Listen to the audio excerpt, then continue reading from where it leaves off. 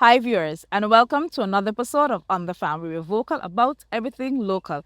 I am Shakima Hanley. On this episode, we're still on our journey through our series of interviews for Agri-Expo 2026, our 30th anniversary celebration. But before we get into this, we take a short break and be right back after this.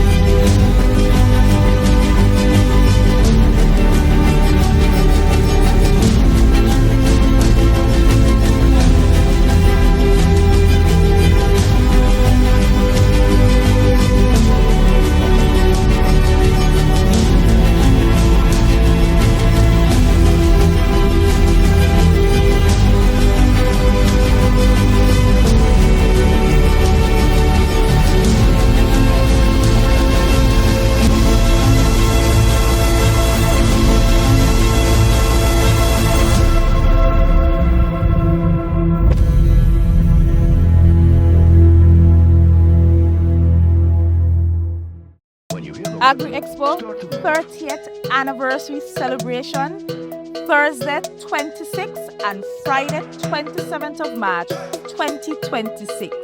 Under this year theme, Rooted in History, Utilizing Land and Sea, it's Agri-Expo 30. We're inviting one and all to come on out to a highly anticipated event from the Ministry and the Department of Agriculture for March 2026. I hope to see you there. Don't miss it. It's going to be grand.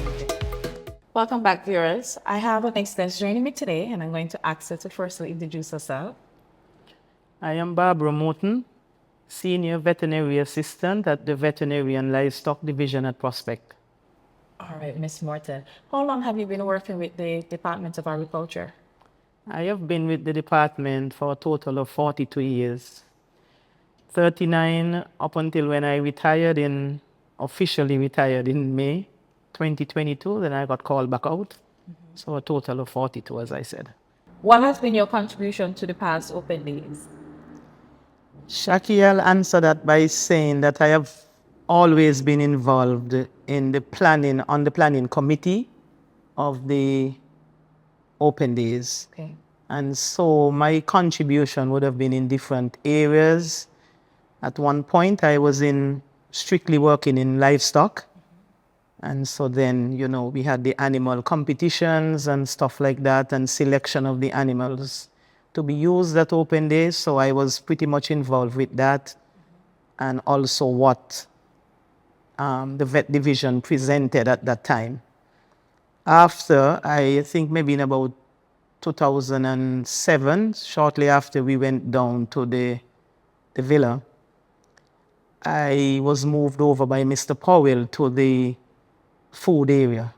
I say that because then he made me coordinator of the food court, the food demonstrations, and also the staff lunch at the time. Because then the staff lunch was done differently.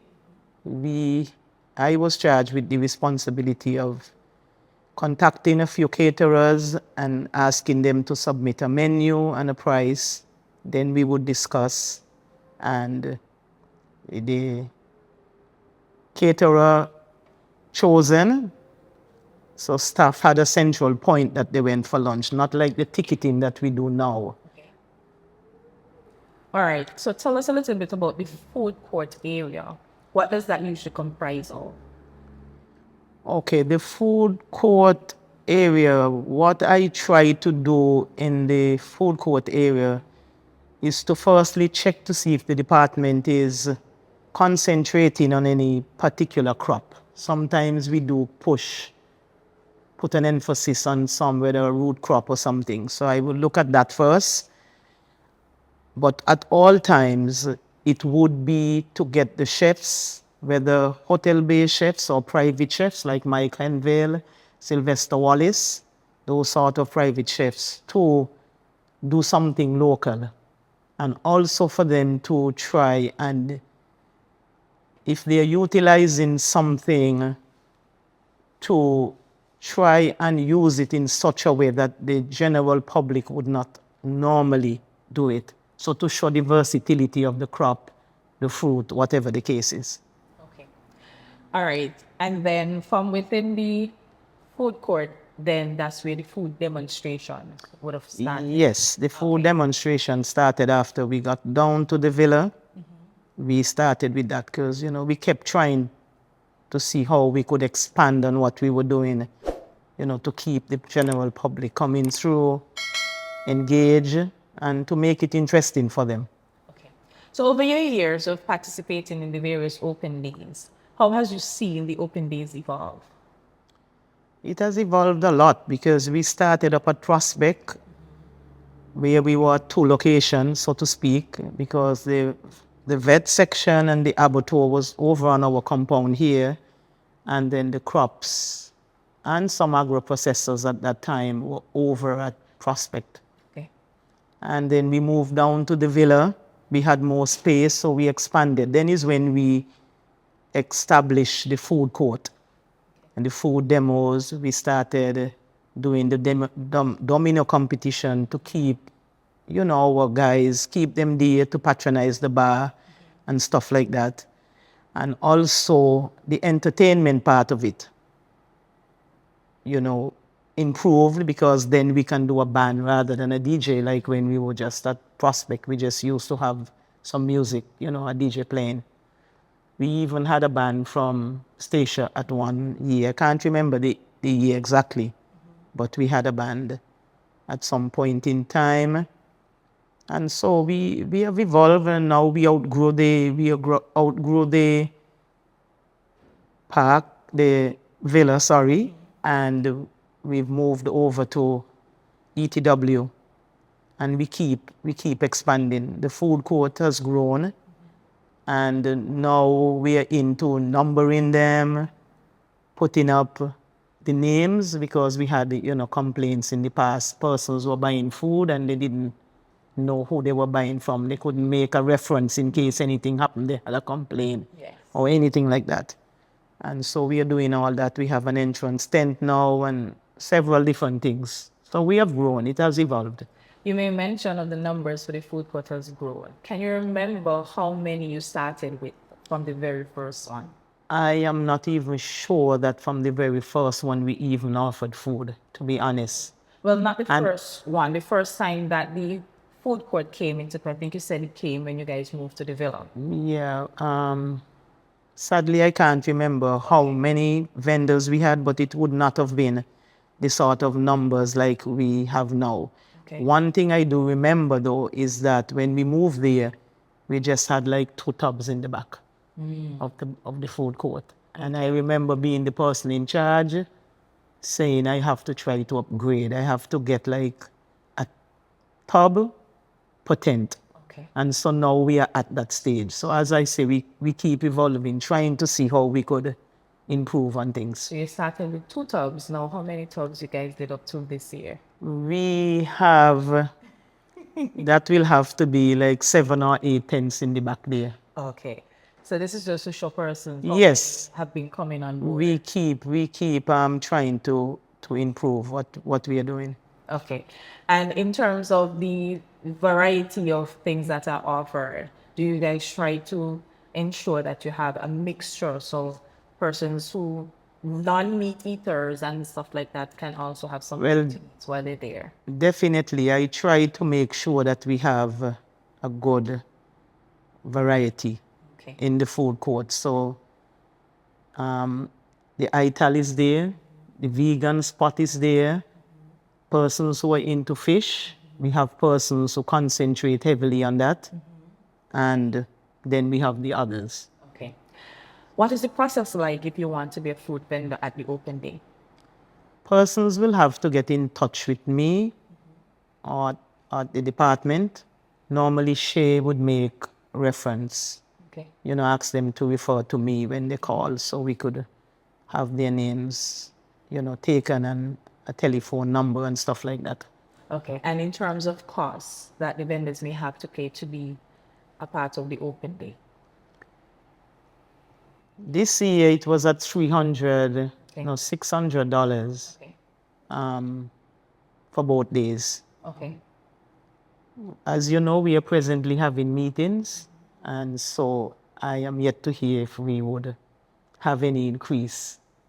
We always try to keep it, at a reasonable and affordable rate, because then that is going to be passed on to the consumers who come there to patronize, So we are mindful of that, and hopefully we would be able to leave it at what we have it. Okay. All right. In terms of anything in part, how has you seen the event impacted the island of Nevis, and even for you personally? The open day / expo it has a tremendous impact on the island, because firstly, it's a boost to our economy. As you know, everyone is making money on that day.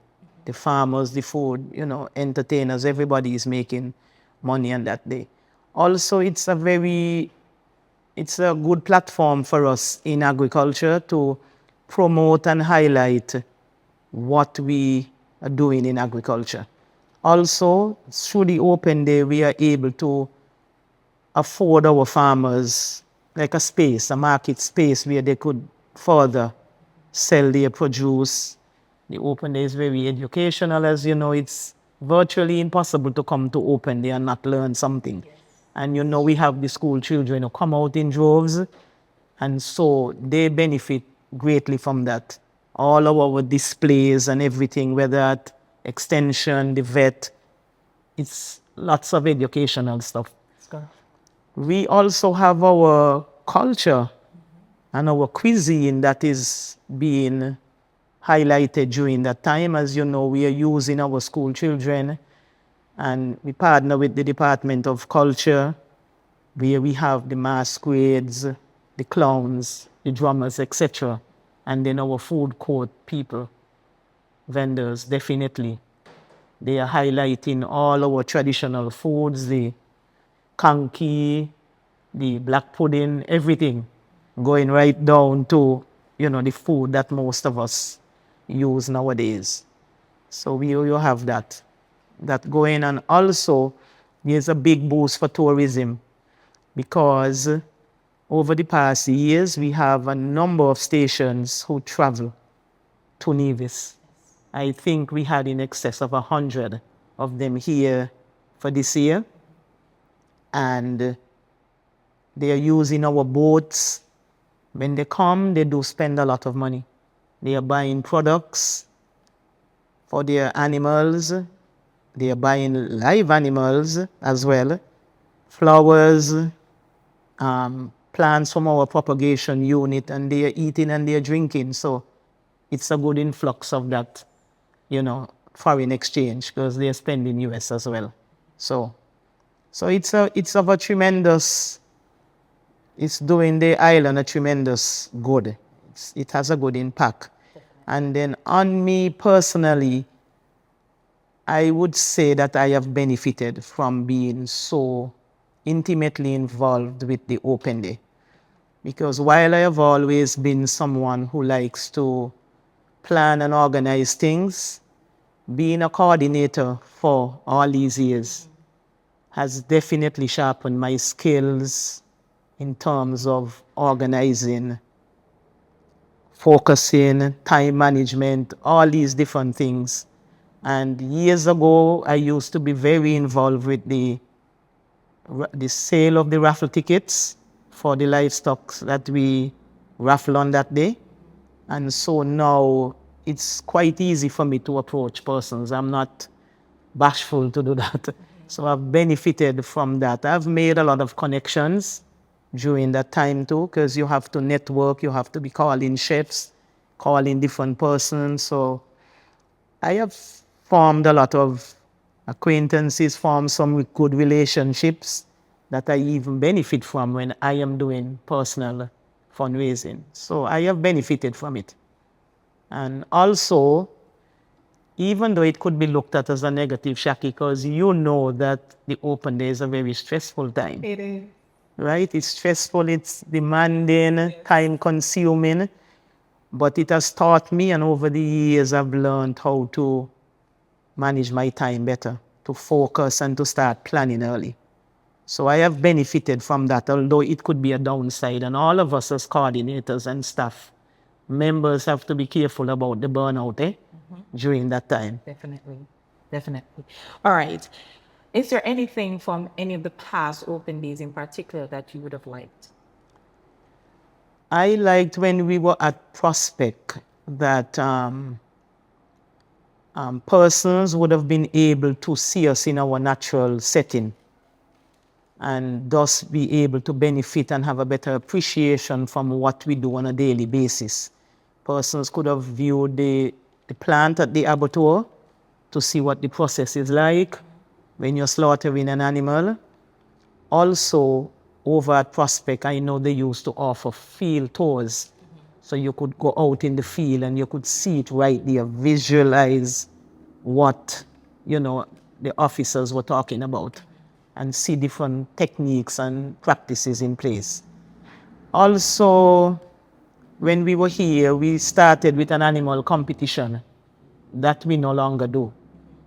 So our livestock has somewhat dwindled down. So we need that influx. We need that influx again to be up with that, because persons come to the opening looking for big animals. At the villa, we had more space, but it was still an intimate setting. And I like that we were able to establish the food court, do the demos, step up with entertainment, and that sort of thing. And at the park, we just continue to grow. So each venue has its advantages. So outside of the animal rivalry, which is something that you say you would like to see come back for the 30th anniversary, is there anything else you think can definitely come back on stream? Shaki, that can come back for the thing. To be honest with you, not right now. I think government will have to make that injection of new breeds for that to come back in a good way. Okay. But what I would like to see though for the 30th, I definitely would like to see greater involvement by our farmers. I think we have dwindled a bit in that over the past years. So more farmers in the farmers market. Also, the produce that we offer in our booth, I would like to see an increase in that. I think we had some problems. We think we have worked it out. So we should be able to address that and offer the general public a wider variety. Bring back the sweet corn, the cabbages, the colored bell peppers, and the different varieties of watermelon. Okay. Also, for the 30th, I would like to see our school kids be given a space where they could showcase whatever they're doing in the schools. I know most of them have school gardens, and I feel that they could, we could offer them a tent or half a tent, as the case may be, depending on what is the situation at the time. And the schools could pool their resources, have a representative from the school come and assist with the selling. Also, if they're into the furniture production and all of that, and whatever they're doing in science, they could have a space where they could highlight. I would like to see that. And as I said, furniture, some years ago when we were at the villa, CSS, then it was known as the Woodwork Center because they didn't have the technical wing. They had a booth and they made money because they had furniture, stools, chairs, tables, all sorts of things. And the general public really appreciated what those kids had to offer. So I would like to see them get a space in the 30th. I think that is something that could come to fruition for the 30th anniversary. Okay. All right. I give you the opportunity now. Is there anything else you want to add? No? No, Okay. not at this. All right. I give you the opportunity now to invite the general public to our 30th anniversary of Agri-Expo now 2026.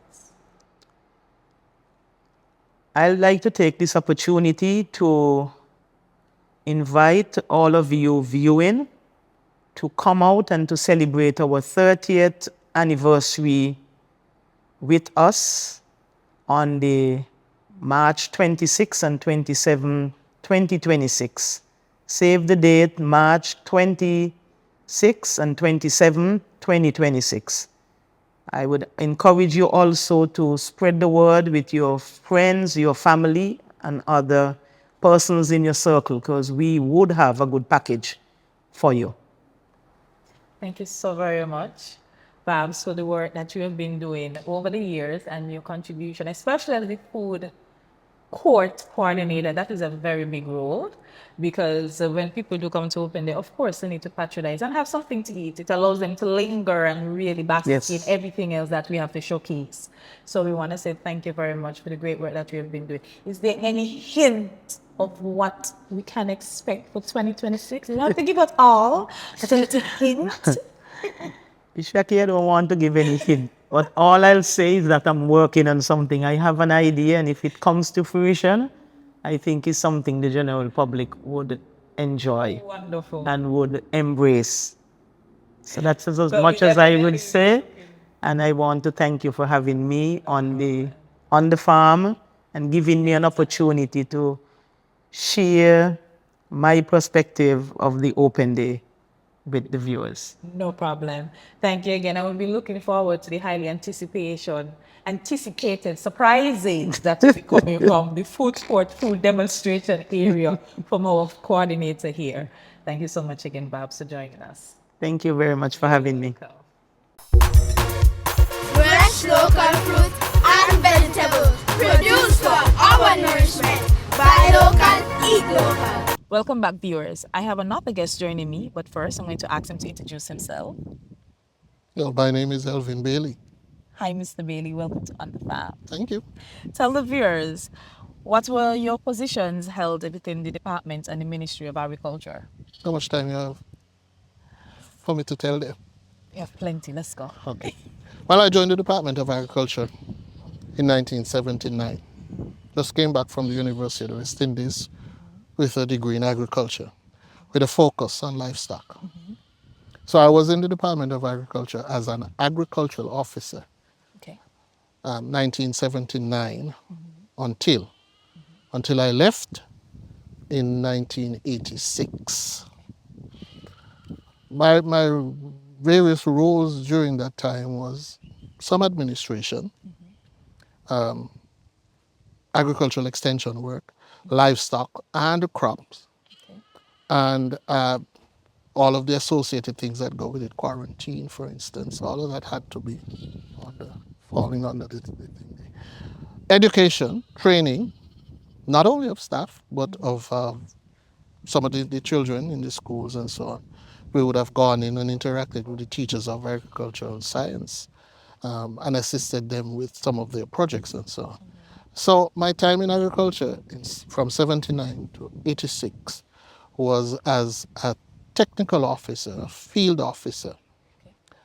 And then I had a second stint in the Ministry of Agriculture that started in 1988 and went on for about 4 or 5 years as a permanent secretary. Of course, once you're in the civil service, you're subject to movement. Yes. And so I came from chief secretary to PS Agriculture, and then I went from PS Agriculture to PS Education, from PS Education to PS of physical planning and etc. Matter of fact, the only ministry in this island of Nevis that I didn't have any direct interaction with was the Ministry of Tourism and the Ministry of Finance. Wow. But everything else I had. You've been across basically all of the sectors. Basically That's all the very good. sectors, yes. All right. So, in your capacities within the department and Ministry of Agriculture, what were your contribution towards Open Days? To understand the contribution to Open Days, we have to go back Okay. in order to go forward. Definitely. As a boy, I recall having my grandparents participating in agricultural exhibitions. They were at the district level. Maybe I should use the word parish level. Okay. So here where we're sitting was the exhibition site for Gingerland. Okay. So we would come down here and they would set up and they would be judging and there would be first runners up and so on and so on and so on, the whole works. And then I think every 5 years, no, every year, those winners would congregate in Charlestown, somewhere in Charlestown, for an agricultural exhibition. And then every 5 years, as I recall, there was an agricultural and industrial exhibition. Okay. And then for some reason, there wasn't. When I became involved in the Ministry, Department of Agriculture, 79 onwards, we reintroduced the district exhibition Okay. where they plan to follow the same pattern and have district and then have a big exhibition in Charlestown. It didn't happen in Charlestown, it actually happened in Prospect, but Okay. I'm getting ahead of myself. We first reintroduced the agricultural exhibition at the parish level here in Gingerland, but we held it at Crony's house. Okay. And it blossomed from there. I think there was one over in, this one here was with Danny Atherton. I have to give him credit because he was very instrumental. And we teamed up with the community group headed by Paulette Walters of blessed memory and so on. And we had a very good thing. We actually produced a booklet. I don't know if you've ever seen the booklet. I would love to get my hands on it though. We produced a recipe booklet because the emphasis there was, and now we have the fancy term, from farm to table. Yes. So people brought stuff that were prepared and so on, and recipes and so on. And we did in fact produce a booklet. If my memory serves me correct, and I'm getting old, yes, bear with me. Potworks had one with Joseph Kitty Herbert. Okay. Okay. And again, the concept was Department of Agriculture along with the community. And they had a very vibrant community over there also. But I guess Mr. Herbert can tell you more about that. After that, the idea was, as I said, to have the big one in town. But I can't say that it actually happened until about 1981, 82, when, under the auspices of Augustine Merchant, we had an exhibition in Prospect. So the Open Day would have started from a district level transition to a major department thing that was done in Prospect. Yes, I know it's an event on the calendar. Yes, every year. Highly anticipated event every year. Okay, wonderful. So you can definitely say it has evolved. It has evolved. Good. What are some of the things in particular you'd liked? You could even talk from the exhibition level right up to the big centralized Open Day event that you would have liked in particular over the years. I liked the community involvement. Okay. It wasn't just about farmers. It was about community. You have your chickens and so on roaming in your yard and you're very proud of them because they look good. You bring them. You exhibit them. Yes. Okay. You have your cow steak that they somewhere on the farm.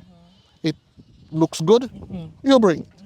Your biggest bull, your biggest sheep, the biggest pumpkin you grew, and so on. All of that was brought to take. I'm not sure that currently the individual backyarder has a spot in the agricultural open day like they had then. And as I said, it was basically from farm to table. So we had products to sample. It's the first time I can recall seeing liquid clear soursop drink.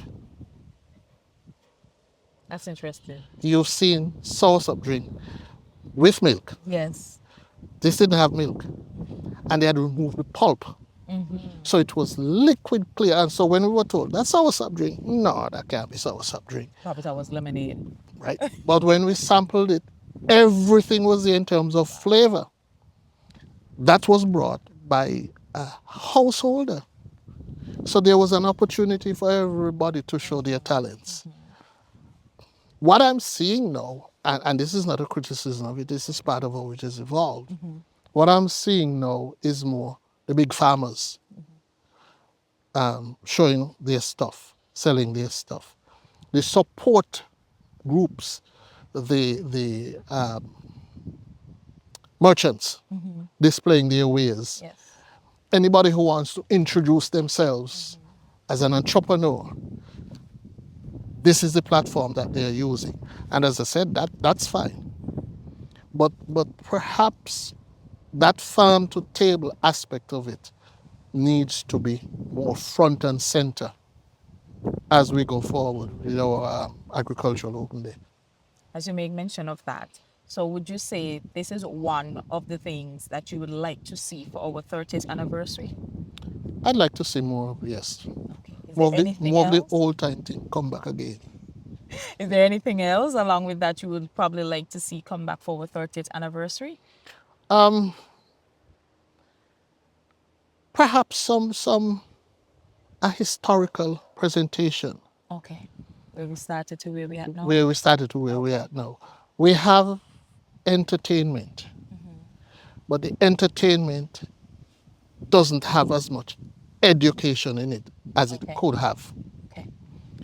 So, for instance, you could tell people, for instance, how to build a nice non-smelling pig pen. You could showcase by video a nice non-smelling pig pen, a fowl pen, the staking and the feeding. We could show more of the, for instance, in the livestock aspect, we see the imported feed. Yes. We don't see the good grasses, the pangola, the sour grass, and so on. And we don't see the legumes that support, and they're all over the place. So perhaps that aspect of education, along with the entertainment, could be more visible in your 30th Agricultural Open Day. All right, we'll definitely take that into consideration as well. All right, in terms of the impact that the open days would have had on the island of Nevis, or even for you personally, tell us a bit about that. Well, as I said, let me deal with the island of Nevis. Okay. It's an event. Yes. It's on the calendar. Just like Christmas and Carnival and Cultural, Definitely. it's on the calendar. Yes. It has evolved into a two-day affair. Maybe it needs to evolve into more than a two-day affair. I don't know. Perhaps one day could be for the marine environment. I don't know. I'm just tossing out ideas. Because I'm not seeing when Anslin and Roger Barrett was there was a fisheries aspect. We also had over at Old Manor a few years ago, and there was one in St. Kitts this year, a beekeeping conference. Okay. To me, all of that needs to be pulled together. Is it this Mango Fest? Excellent idea. You understand the different varieties of mangoes. You understand how they can be used, not just as a fruit, but as a vegetable and beyond. And I will digress a bit. When I was in school in Trinidad, there was a mango orchard. And I'm looking for mangoes to eat, ripe mangoes in Trinidad. Can't find any. I watch them and then they disappear. Because I am looking for mango as a fruit. They're looking for mango as a vegetable. So they're cooking their kuchila and amchar and what have you, and putting pepper and sauce on them and so on. And for them, wonderful thing. So the diverse ways of using the various products that we have here. That is an aspect that probably can. So the concept of the Mango Fest, take that concept, incorporate aspects of it in the agricultural open day. Leave the Mango Fest as it is, because that too has become an event. Yes. But incorporate aspects in it to showcase how the products can be used. Because historically, certain things we use here, we only use them in one way. But there are lots of ways that it can be used. And certain other things which we do not use can be used, but people need to be made aware of them. So aspects like that, perhaps for your 30th, you take, I don't know, something that is around a knockabout. Something like, I know it is susumba. Small, part of the tomato family, small, green, prickly. In some places, it's a delicacy. I lived in St. Kitts with a lady who used to cook something they call chicken cucumbers. Tasty. I see them all over the place, and I haul them down and throw them away. What we call lizard food, Yeah. karaili. Yes. So perhaps, systematically you could take a product that is around, has food capacity potential, But it's is only not used like that, Yes. and showcase it. I like the idea.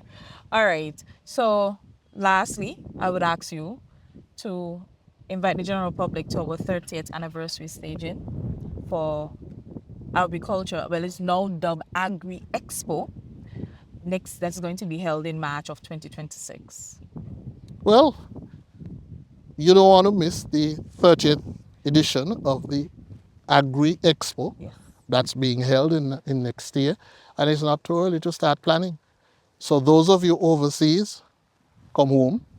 Those of you who are here, begin to prepare now. Showcase what you have. Showcase the diversity of products that we have in Nevis. Showcase the diversity of ways we can use what we have in Nevis.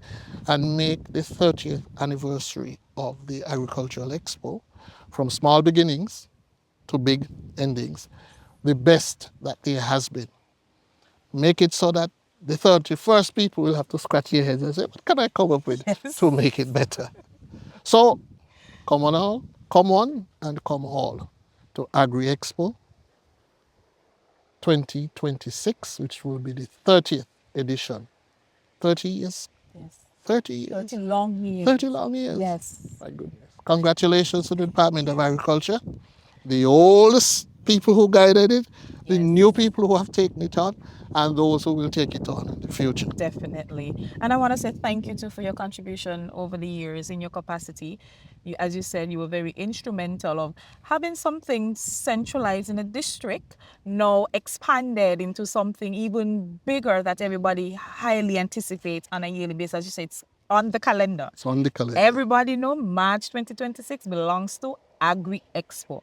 So thank you very much for your time that you have contributed within the ministry and the Department of Agriculture. And thank you for being on the farm today. Thank you. Thank you. Most welcome. Have Thank a you good for one. having me. Okay, you're welcome. And there you have it, viewers. Another episode of On the Farm. We were vocal about everything local. Just to recap, we're still on our journey with a series of interviews regarding to persons who contributed to our Agri Open Day, now dubbed Agri-Expo, for the past 30 years. We're encouraging you to stay tuned because we have plenty more in store for you. Until next time, I am Shakima Hanley. Bye.